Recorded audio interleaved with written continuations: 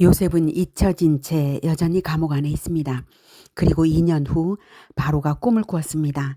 나일 강가에 살진 7암소가 올라와 풀을 뜯고 있었는데 그 뒤를 따라 마른 7암소가 올라왔습니다. 그 흉한 소들이 살진 소들을 삼켜버렸습니다. 바로는 놀라 깨어났다가 다시 잠이 들었습니다. 이번에는 한 줄기에 무성하고 충실한 7이삭이 나왔고 그 뒤에 동풍에 마른 7이삭이 나왔습니다. 마른 이삭이 좋은 이삭을 삼켜버렸습니다. 아침이 되자 바로의 마음은 번민으로 가득했습니다. 애굽의 모든 점술가와 현인들을 불러 모았지만 그 꿈을 해석할 사람은 아무도 없었습니다. 그때였습니다. 2년 전 감옥에서의 일이 술 맡은 관원장의 기억 속에 떠올랐습니다. 자신의 꿈과 떡 굽는 관원장의 꿈을 정확히 해석해 주었던 히브리 청년 요셉이 생각난 것입니다. 바로는 즉시 사람을 보내 요셉을 감옥에서 불러냈습니다. 요셉은 왕 앞에 섰습니다. 바로가 말했습니다. 내가 꿈을 꾸었으나 해석하는 자가 없다. 네가 꿈을 들으면 능히 푼다 하더라. 그때 요셉이 대답합니다. 내가 아니라 하나님께서 바로에게 평안한 대답을 하실 것입니다.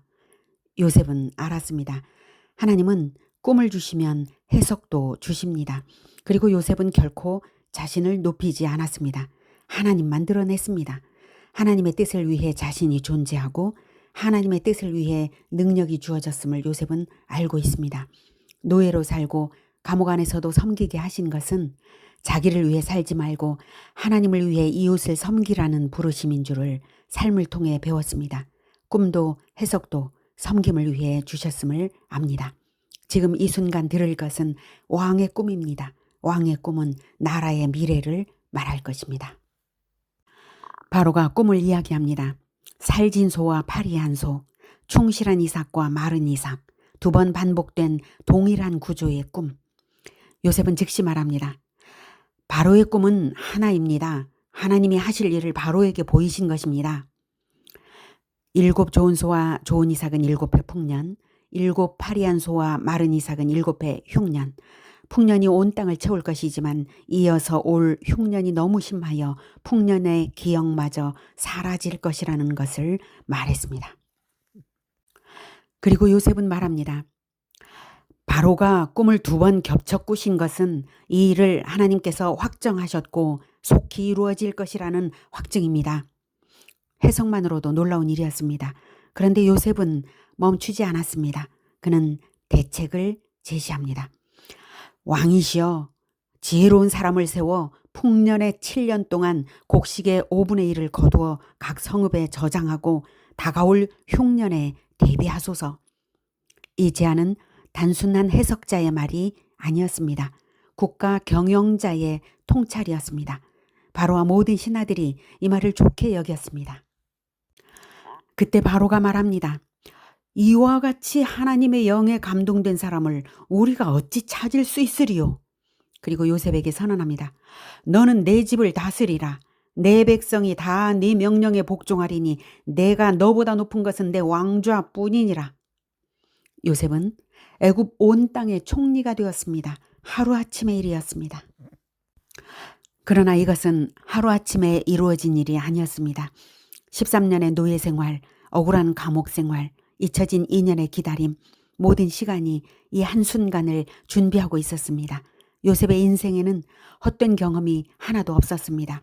보디발의 집에서 가정 총무로, 감옥에서 관리자로, 그리고 이제 국가 총리로 작은 영역에서의 충성과 성실이 큰 영역의 통치 능력으로 이어졌습니다. 그리고 이 모든 배후에는 하나님의 섭리가 있었습니다. 감옥에 있었기에 왕의 측근들을 만났고 잊혀졌기에 정해진 때까지 보호되었고 외국인이었기에 왕은 마음 놓고 권력을 맡길 수 있었습니다. 하나님은 요셉을 왕 앞에 세우기 위해 모든 조건을 준비하셨던 것입니다. 그러나 요셉의 시선은 출세에 머물지 않았습니다. 그는 더 큰 비전을 보고 있었습니다. 이제 곧 다가올 7년의 흉년, 그때 가나안 땅도 기근에 들 것입니다. 그러면 아버지와 형제들이 애굽으로 내려오게 될 것입니다. 아브라함에게 하신 약속, 이스라엘이 애굽에 들어가 큰 민족을 이루게 되는 그 계획, 요셉은 그 하나님의 큰 그림을 보고 있었습니다. 그래서 그는 권세를 누리기보다 즉시 애굽 전역을 순찰하며 일했습니다. 겸손과 근면이 그의 삶에 깊이 새겨져 있었기 때문입니다. 오랜 낮아짐의 시간은 그를 무너지지 않는 사람으로 만들었습니다. 하나님의 부르심을 받은 사람에게는 모든 것이 합력하여 선을 이룹니다. 이해할 수 없는 고난, 억울한 시간, 잊혀진 기다림조차도 하나님의 때가 오면 모두 연결됩니다. 하나님은 당신의 사람을 정확한 때에 정확한 자리로 세우십니다. 요셉처럼 언약 안에서 비전을 품고 기다리는 사람에게 하나님은 반드시 길을 여십니다. 지금은 준비의 시간일 수 있습니다. 그러나 하나님의 계획 속에서는 결코 늦지 않습니다. 하나님의 때가 오면 문은 열립니다. 그리고 그때 언약 백성인 우리는 알게 될 것입니다. 지나온 모든 시간이 헛되지 않았음을, 모든 것이 언약 안에서 합력하여 선을 이루고 있었다는 것 말입니다. 하나님의 비전과 낮추심과 이루심에 발맞추어 나가며 가장 아름다운 일을 이루시기를 축복합니다. 아멘. 하나님의 말씀을 함께 듣겠습니다. 창세기 41장 1에서 57절 말씀. 만 2년 후에 바로가 꿈을 꾼즉 자기가 나일 강가에 서 있는데 보니 아름답고 살진 7 암소가 강가에서 올라와 갈밭에서 뜯어먹고 그 뒤에 또 흉하고 파리한 다른 7 암소가 나일 강가에서 올라와 그 소와 함께 나일 강가에 서 있더니 그 흉하고 파리한 소가 그 아름답고 살진 7 소를 먹은지라.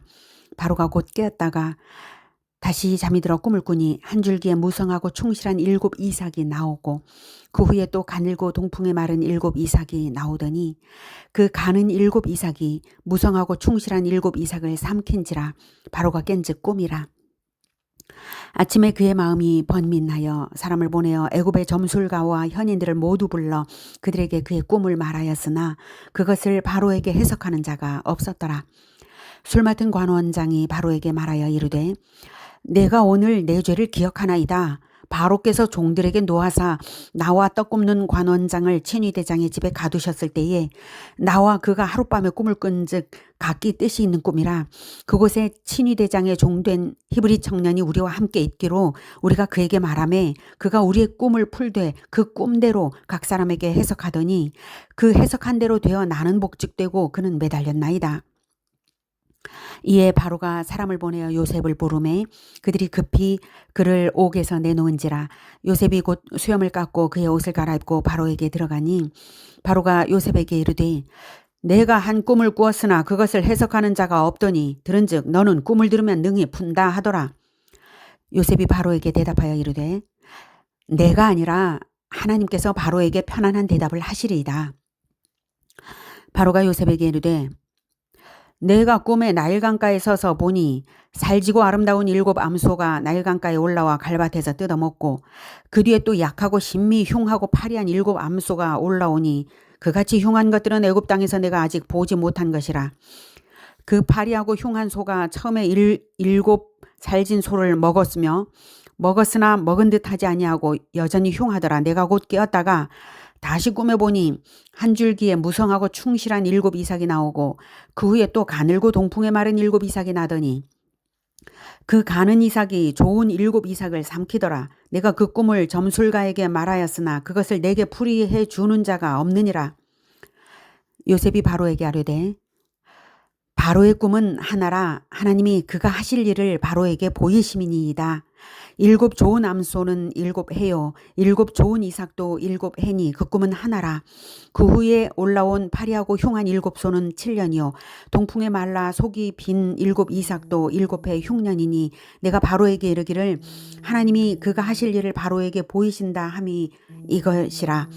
온 애굽 땅에 7해 큰 풍년이 있겠고 후에 7해 흉년이 들므로 애굽 땅에 있던 풍년을 다 잊어버리게 되고 이 땅이 그 기근으로 망하리니 후에 든 그 흉년이 너무 심함으로 이전 풍년을 이 땅에서 기억하지 못하게 되리이다. 바로께서 꿈을 2번 겹쳐 꾸신 것은 하나님이 이 일을 정하셨음이라 하나님이 속히 행하시리니 이제 바로께서는 명철하고 지혜 있는 사람을 택하여 애굽 땅을 다스리게 하시고 바로께서는 또 이같이 행하사 나라 안에 감독관들을 두어 그 7해 풍년에 애굽 땅의 5분의 1을 거두되 그들로 장차 올 풍년의 모든 곡물을 거두고 그 곡물을 바로의 손에 돌려 양식을 위하여 각 성읍에 쌓아두게 하소서. 이와 같이 그 곡물을 이 땅에 저장하여 애굽 땅에 임할 7해 흉년에 대비하시면 땅이 이 흉년으로 말미암아 망하지 아니하리이다. 바로와 그의 모든 신하가 이 일을 좋게 여긴지라. 바로가 그의 신하들에게 이르되 이와 같이 하나님의 영에 감동된 사람을 우리가 어찌 찾을 수 있으리요 하고 요셉에게 이르되 하나님이 이 모든 것을 내게 보이셨으니 너와 같이 명철하고 지혜 있는 자가 없도다. 너는 내 집을 다스리라. 내 백성이 다 내 명령에 복종하리니 내가 너보다 높은 것은 내 왕좌뿐이니라.